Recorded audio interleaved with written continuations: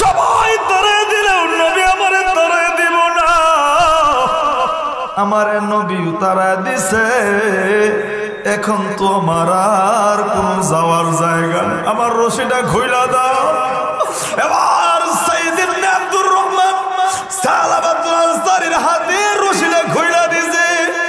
সালাবাতুল আনসারী চোখের পানি ফেলাইয়া একটা চিৎকার দিয়া কাঁদতে কাঁদতে দূর দিয়া জঙ্গলে ঢুকে গেছে। আবার ওই পাহাড়ের উঁচাই উঠা আমার আল্লাহর কুদরতি বায়াসা দিয়া কান্দে। আবার আল্লাহর ডাক দিয়ে কই, আল্লাহ তুমি যদি আমারে মাফ না করো আমি কার কাছে মাফ চাইব? আজকের মাহফিলের যিনি প্রধান আলোচক, আজকের মাহফিলের যিনি মধ্যমণি, যার অপেক্ষায় আপনারা অপেক্ষমান, বলেন তো নাম কি? মাশাআল্লাহ, আব্দুল খালেক শরীয়তপুরী সাহেব দামাত বারাকাতুহুম। আল্লাহ তাআলা হুজুরের হায়াতে ইজ্জতে বরকত দান করুন, সবাই বলেন আমিন। আল্লাহ নবীর সাহাবী সাইয়্যিদ ইবনে আব্দুর রহমান এবং সালাবাতুল আনসারী রাদিয়াল্লাহু আনহু এই দুইজনের মাঝে ভাই ভাইয়ের সম্পর্ক স্থাপন করে দিলেন। দুইজন সাহাবীকে আল্লাহ নবী ডাক দিয়ে বললেন, সাইয়্যিদ ইবনে আব্দুর রহমান, এই সালাবাতুল আনসারী আজকে থেকে তোমার ভাই। এই সালাবা সাইয়্যিদ ইবনে আব্দুর রহমান তোমার ভাই। এই কথা বলিয়া ভাই ভাইয়ের সম্পর্ক গড়ে দিলেন। এমন সময় আল্লাহ নবী তাবুকের যুদ্ধের দিকে রওনা হবে। এমন সময় সাইয়্যিদ ইবনে আব্দুর রহমান নবীজির সঙ্গে যুদ্ধের ময়দানে চলে যাবে। কিন্তু সাইয়্যিদ যদি চলে যায় তার পরিবারের কে দেখাশোনা করবে? ওই সময় আমাদের মতো পাশেই পানি ছিল না, অনেক দূর থেকে পানি আনতে হইতো। আমাদের মতো হাতের নাগারে লাকড়ি ছিল না, যখন থেকে লাকড়ি কাটতে হইতো। এবার আমি নবীজির সঙ্গে যুদ্ধের ময়দানে চলে যাব, তুমি আমার পরিবারের একটু দেখাশোনার দায়িত্বটা নিবানে। সালাবাতুল আনসারী ডাক দিয়ে কই, ভাইজান অবশ্যই আমি কেন নেব না, আমি আপনার পরিবারের দেখাশোনার দায়িত্ব নেব। এবার সাইয়্যিদ ইবনে আব্দুর রহমান আল্লাহ নবীর সঙ্গে যুদ্ধের ময়দানে চলে গেলেন।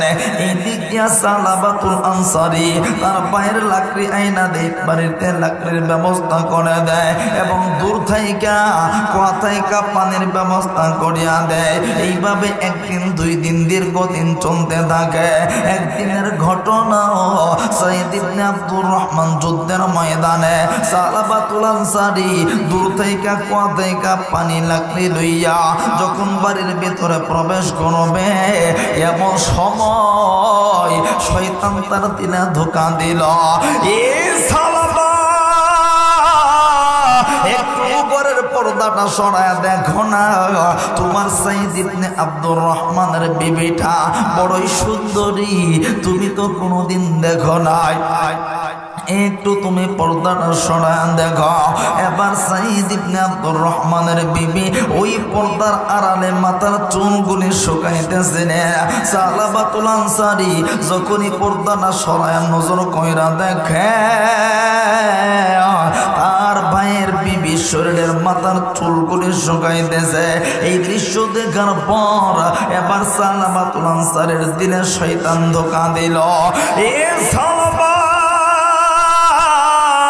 তুমি যদি এখন তার দেহের উপরে আক্রমণ করো, কেউ তোমারে দেখব না, কেউ তোমারে আটকাইতে পারবো না, কেউ তোমারে বাধাও দেব না।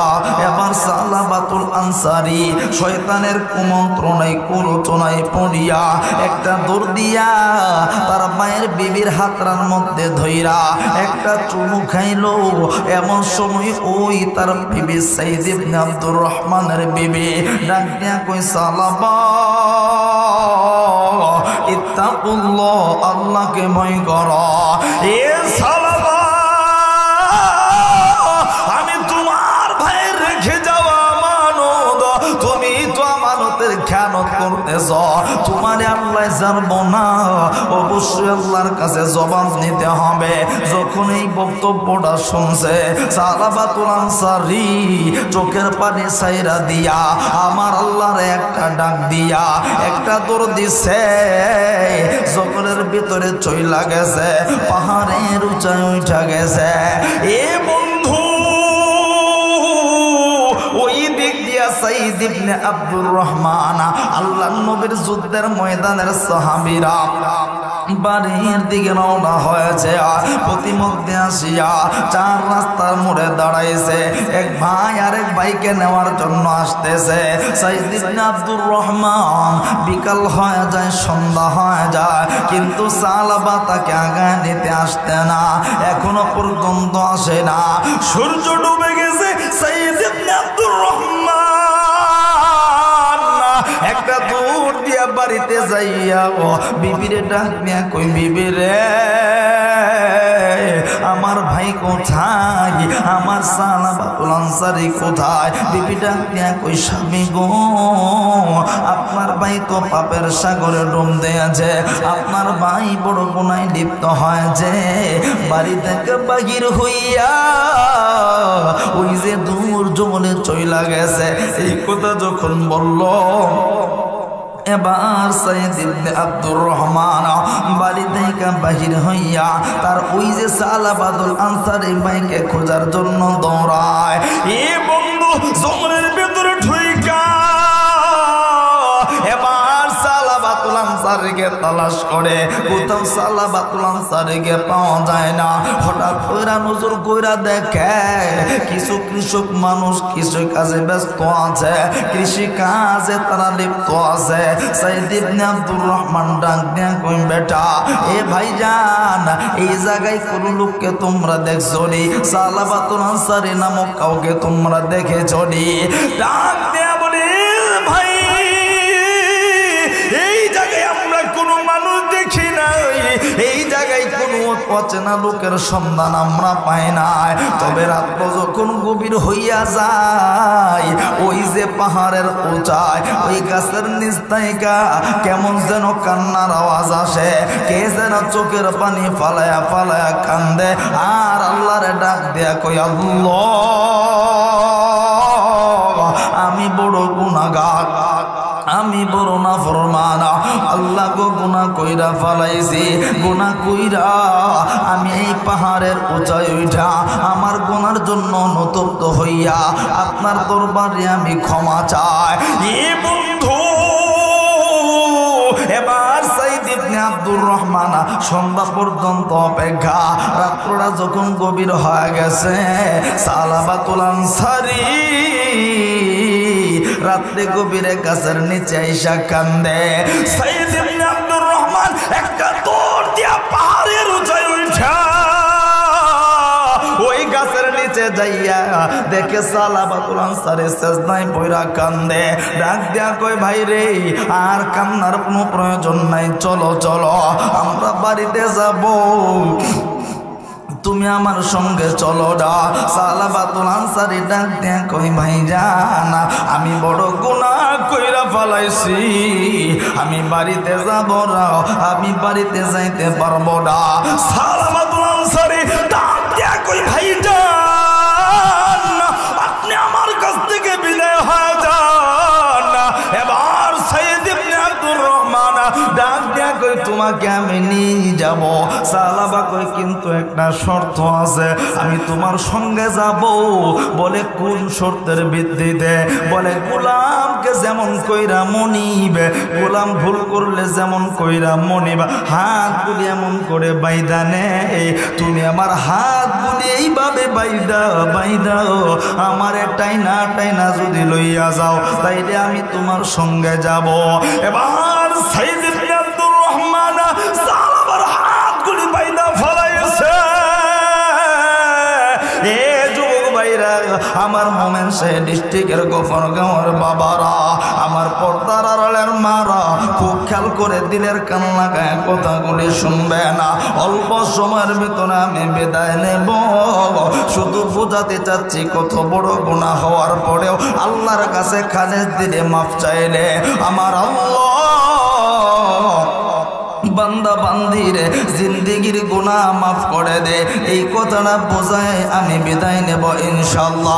আপনারা শেষ পর্যন্ত থাকতে রাজি আছেন তো ইনশাআল্লাহ? কারা কারা রাজি আছেন দুই হাত উঁচা কইরা একটু জবানটা কইরা পড়েন না আল্লাহু আকবার। এত মানুষ কিন্তু আওয়াজ নাই, আরো জবান খুলে পড়েন না আল্লাহু আকবার। আরো জবান খুলে পড়েন না আল্লাহু আকবার। গফর ঘর ভাইরা এবার সালাবাতুল আনসারীর হাত গুলি বাঁধা, টাইনা টাইনা যখন লইয়া যায় এমন সময় সাইদ ইবনে আব্দুর রহমানের হাতে রশি সালাবাতুল আনসারীকে টাইনা টাইনা নেয়। যখন ঘরের ভিতরে প্রবেশ করবে, দরজার সামনে যখন হাজির, সালাবাতুল আনসারী ডাক দেয়া কই, সাইদ ভাই আমি ঘরে ঢুকবো না, আগে আমারে তুমি ওমরের কাছে নিয়ে চলো না। আমি ওমর ভাইয়ের কাছে জানবার চাই, আমার এই গুনাহটা আমার আমার মাফ করবনি, ক্ষমা করবনি। এবার সালাবাতুল আনসারীর টাইনা টাইনা এ যুবক ভাইরা বৃদ্ধরা দিলটা নরম করে দিবে না, রশি দিয়া টাইনা টাইনা ওমরের দরবারে নিয়ে গেছে। ওমর ইবনুল খাত্তাবের সামনে যাইয়া সালাবাতুল আনসারী চোখের পানি ফরায় কান্দে আর ডাক দেয়া কই, ওমর ভাই আমি বড় অন্যায় করে ফেলেছি, আমি বড় নাফরমানি করেছি। হে ওমর ভাই, আমার এই জিন্দেগির গুনাহটা আল্লাহ মাফ করবো রে। এবার ডাক দিয়ে বলতেছে, সালাবা এখনো সময় আছে, আমার কাছ থেকে বিদায় হয়ে যা। এত বড় নাফরমানি তুমি করেছ, তোমারে আল্লাহ মাফ করবো কিনা আমি জানি না। আমি ঘাট ধাক্কা দিয়া বের হওয়ার আগে স্বইচ্ছায় তুমি বের হয়ে যাও। ওমর যখন এই কথা বললো, সালাবাতুল আনসারী চোখের পানি ছাইরা ছাইরা ওমর ইবনুল খাত্তাবের দরবার থেকে বাহির হইয়া এবার সাইদ ইবনে আব্দুর রহমানকে ডাক দেয়া বলতেছে, ভাই যাও। ওমর ইবনুল খাত্তাব, ওমর ভাই বড় পাষাণ দিলের মানুষ, ওমর ভাই বড় রাগান্বিত মানুষ। ওমর আমারে তাড়ায় দিতে পারে, কিন্তু আবু বকর বড় নরম দিলের মানুষ, আবু বকর আমারে তাড়ায় দিবে না। চলো চলো আমি একটু আবু বকরের দরবারে যাব, আমার গুনার বিষয়টা জানবো। এবার হাতে রশি লাগাইয়া বেরি পুরাইয়া টানতে টানতে আবু বকরের সামনে যখন হাজির করা হলো, আবু বকর রাদিয়াল্লাহু আনহুকে ডাক দিয়া গো, আবু বকর ভাই আমি বড় গুনাহ করেছি, আমার ভাইয়ের আমানতের খেয়ানত করেছি, আমারে কি আল্লাহ মাফ করবনি? ডাক দিয়ে বলতেছে, সালাবা তুমি বড় গুনাহ কইরা ফালাইছো, তোমারে আল্লাহ মাফ করবো কিনা এই সিদ্ধান্ত আমি জানি না, এখনো সময় আছে, বিদায় হয়ে যা। এ বন্ধু এই কথা যখন বলে দিল, সালাবা আবু বকরের দরবার থেকে ধীরে সইয়া বাইরে বাহির হইয়া চোখের পানি পালায়া কান্দে আর ডাক দিয়া কই, সাইদ ইবনে আব্দুর রহমান ওমর তারা দিতে পারে, আবু বকর তারা দিতে পারে, আলী ভাই আমারে তারা দিতে পারে না। আমার একটু নিয়ে চলো না, আলীর দরবারে যাবো, আমি জিগাইবো আমার এই গুনাহটা আমার আল্লাহ মাফ করবো নি। এবার টানতে টানতে আলী রাদিয়াল্লাহু আনহুর দরবারে হাজিরা। আলী রাদিয়াল্লাহু আনহু ডাক দিয়া কয়, বেটা বাইরে রেখে যাওয়া আমানতের খেয়ানত করছো, তোমার আল্লাহ মাফ করবো কিনা এই কথা আমি জানি না, যাও যাও আমার কাছ থেকে বিদায় হয়ে যাও। এ বন্ধু আমার মোমেন শাহী গফরগাঁওয়ের ভাইরা, আমার পর্দার আড়ালের মারাম খুব খেয়াল করে কথাগুলি শুনবেন, দিনের কান লাগাইয়া দেখেন না কোনার দিকে তাকাইয়া আপনার জিন্দেগির বনগুলি বুঝতে পারেন কিনা, দুই ফোঁটা চোখের পানি ফালাইতে পারেন কিনা। আল্লাহর নবীর সাহাবী সালাবাতুল আনসারী ডাক দিয়া কয়, সাইদ ইবনে আব্দুর রহমান আমারে আবু বকর তারা দিতে পারে, আমারে আলী ভাই তারায় দিতে পারে, ওমর ভাই ভারে তারায় দিতে পারে, কিন্তু দু জাহানের বাদশাহ আকায়ে নামদার তাজদার মদিনা নবী মুহাম্মদুর রাসূলুল্লাহ সাল্লাল্লাহু আলাইহি ওয়াসাল্লাম আমাকে তাড়াইতে পারে না। এই সাইদ ভাই আমার একটু নবীজির দরবারে নিয়ে চলো। এবার সাইদ ইবনে আব্দুর রহমান সালাবাতুল আনসারীর হাত খুলে বাইদা টাইনা আল্লাহর নবীর দরবারে হাজিরা। আল্লাহর নবীর ডাক দেয়া কই নবীজি আমি বড় গুনাহ কইরা ফলাইছি, আমার বাইরে রেখে যাওয়া আমানতের খেয়ানত করেছি। ওগো নবীজি আমি জানবার চাই আমার এই গুনাহটা আল্লাহ কি মাফ করবনি, আমার জন্য কোনো তওবা আসেনি? আল্লাহর নবী ডাক দিয়ে কই সালাবা তুই আমার এই গুনাহর কথা স্মরণ করে দিলি, তুই আমার এই গুনার কথা জাহান্নামের কথা স্মরণ করায় দিলি, আমি জানি না তোরে মাফ করবো কিনা, আমার কাছ থেকে বিদায় হয়ে যায়। এ যুবক ভাইরা, বৃদ্ধরা, পর্দার আড়ালের মারা, প্লিজ দিলটা নরম করে দিবেন। অল্প সময় 10 থেকে 15 মিনিট আমি বয়ানটা ফিনিশিং দেয়া দিব। আল্লাহর নবীর সাহাবী সাইয়্যিদ ইবনে আব্দুর রহমান সালাবাতুল আনসারীর হাতের রশি বাঁধা টাইনা নবীজির দরবার থেকে বাহির কইরা নিয়া। এবার সালাবা ডাক দিয়ে কই সাইদ ভাই আমারে আবু বকর তাড়ায় দিছে, উমর তাড়ায় দিছে, আলী তাড়ায় দিছে। আমি মনে করছিলাম সবাই তাড়ায় দিলেও নবী আমারে তাড়ায় দিব না, আমার নবী তাড়ায় দিছে। এখন তো আমার আর কোন যাওয়ার জায়গা নেই, আমার রশিটা খুইলা দাও। এবার সাইয়্যিদ ইবনে আব্দুর রহমান সালাবাতুল আনসারীর হাতে রশিটা খুইলা দিছে। সালাবাতুল আনসারীর চোখের পানি ফালাইয়া একটা চিৎকার দিয়া কাঁদতে কাঁদতে দূর দিয়া জঙ্গলে ঢুকে গেছে। আবার ওই পাহাড়ের উঁচাই উঠা আমার আল্লাহর কুদরতি বায়াসা দিয়া কান্দে। আবার আল্লাহর ডাক দে কই আল্লাহ তুমি যদি আমারে মাফ না করো আমি কার কাছে মাফ চাইব? লাগো আবু বকরের দরবারে গিয়েছিলাম, আবু বকর আমারে তাড়ায় দিছে। ও আল্লাহ আমি ওমরের দরবারে গিয়েছিলাম, ওমর ভাই আমারে তাড়ায় দিছে। আলীর দরবারে গিয়েছিলাম, আলীও আমারে তাড়ায় দিছে। ও আল্লাহ শেষ পর্যন্ত সরদারে দু জাহান আকায়ে নামদার তাজদার মদিনা নবীজির দরবারে গিয়েছিলাম, আমার দয়ার নবী আমারে তাড়ায় দিছে। ও মালিক আমি কার কাছে কোন যাইব গো আল্লাহ? তুমি যদি আমারে তাড়ায়া দাও জাহান্নাম ছাড়া আর কিছুই পাবো না। আল্লাহর গোলাম সালাবাতুল আনসারী পাহাড়ের উঁচায় রাত্রি গভীরে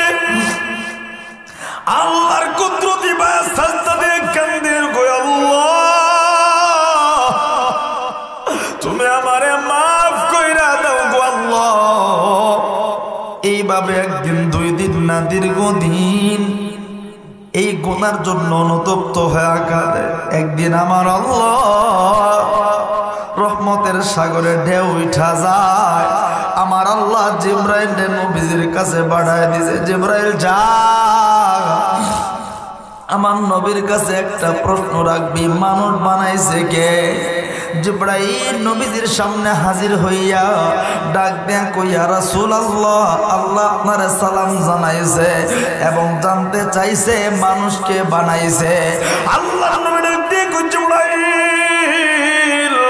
মানুষ বানাইছে আল্লাহ।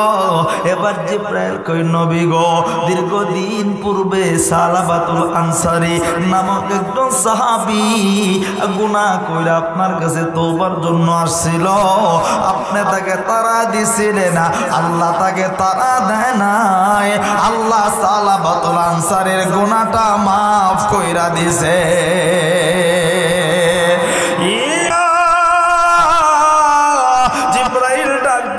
নবী গো জলদি জলদি সাহাবীকে আনার ব্যবস্থা করে না। এবার লম্বা ঘটনা, বেশ কয়েকজন সাহাবী সম্মিলিত হইয়া সাহাবাতুল আনসারীকে তালাশ করে খুঁজতেছে।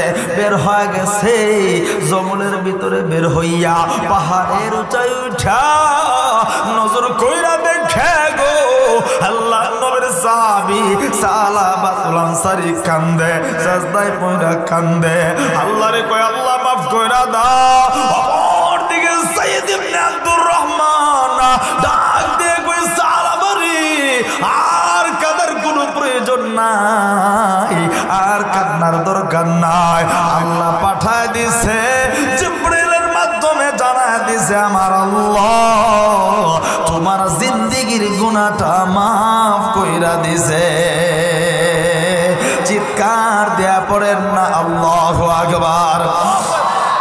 আর জবান খুলে কণ্ঠ ছেড়ে পড়েন না আল্লাহু আকবার। ই বাবাজি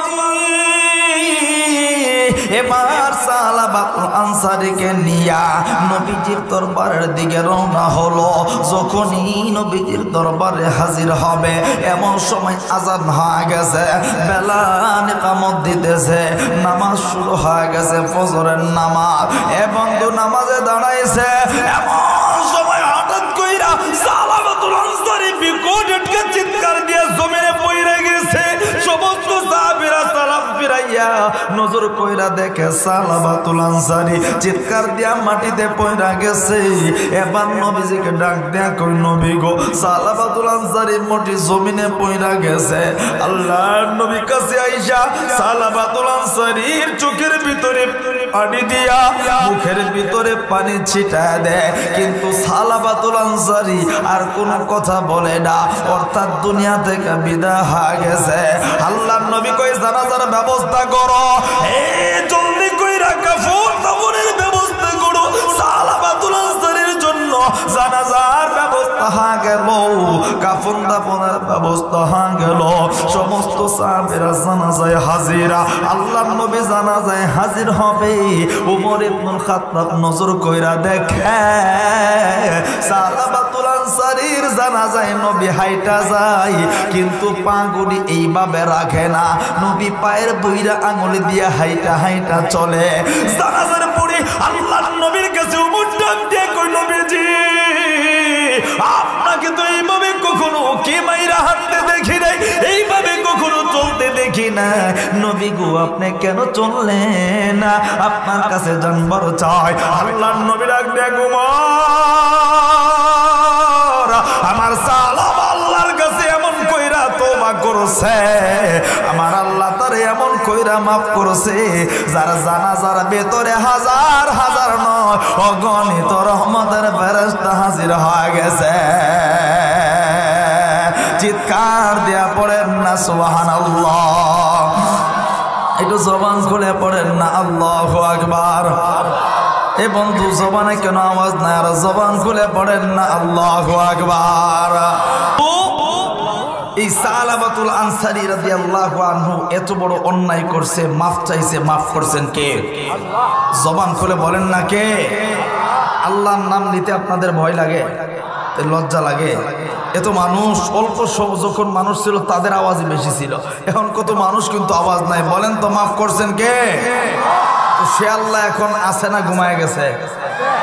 না, আল্লাহর ক্ষমতা 2 দিন আগে পরে কমে বাড়ে। আল্লাহর ক্ষমতা কি আকপিস হয় না সমান সমান? তে আল্লাহ মাফ করতে পারে কি পারে না? আমার আপনার জীবনে যত গুনাহ হোক যদি খালেস দিলে তওবা করি, অবশ্যই রব্বে কারীম আমার আপনার জিন্দেগীর গুনাহ মাফ করে দিবে। তো আমরা খালেস দিলে তওবা করব, আজকের ময়দান থেকে বিদায় নেব। রাজি আছি তো ইনশাআল্লাহ? আজকের মাহফিলের যিনি প্রধান আলোচক, আজকের মাহফিলের যিনি মধ্যমণি, যার অপেক্ষায় আপনারা অপেক্ষমান, বলেন তো নাম কি? মাশাআল্লাহ, আব্দুল খালেক শরীয়তপুরী সাহেব দামাত বারাকাতুহুম। আল্লাহ তাআলা হুজুরের হায়াতে ইজ্জতে বরকত দান করুন, সবাই বলেন আমিন। হুজুরের অবদানের কারণেই আমি এই চেয়ারে বসার মতো তৌফিক পাইছি। সোজা কথা, দীর্ঘদিন ছিলাম হুজুরের সাথে, আলহামদুলিল্লাহ খুব মহব্বত করে ভালোবাসে, আগেও বাসছে এখনো বাসে। ত্রিশাল ময়মনসিংহে ঢুকলে আমার এখানে যাবে। তো হুজুরের দোয়ার কারণে, মহব্বতের কারণে, ভালোবাসার কারণে, আন্তরিকতার কারণে আজকে নগণ্য গোলাম এই চেয়ারে বসতে পারছি। আমার কাছে গর্ব লাগতেছে, কারণ আমি আপনাদের ময়মনসিংহের সন্তান। আমার বাড়ি কিন্তু ত্রিশাল। কোথায়? গফরগাঁও ত্রিশাল খুব বেশি দূরে না, খুব কাছাকাছি, 2-4-10 কিলো আপ ডাউন। তো যাই হোক, আমি আপনাদের এলাকার সন্তান, আপনাদের কাছে দোয়া চাই, হুজুরের কাছে খাস করে দোয়া চাই, আপনাদের কাছেও দোয়া চাই, আপনাদের জন্য দোয়া করি। আমি আরেকটা প্রোগ্রামে অ্যাটেন্ড করব, আমি এখনই বিদায় নেব। সবার সুস্বাস্থ্য কামনা করে, সবার জন্য মঙ্গল কামনা করে আজকের এই মাহফিল থেকে চেয়ারম্যান সাহেবের জন্য দোয়া চেয়ে আপনাদের কাছ থেকে বিদায় নিচ্ছি। ওয়া আখির দাওয়ানা আলহামদুলিল্লাহি রাব্বিল আলামিন। আসসালামু আলাইকুম ওয়া রাহমাতুল্লাহি ওয়া বারাকাতুহু।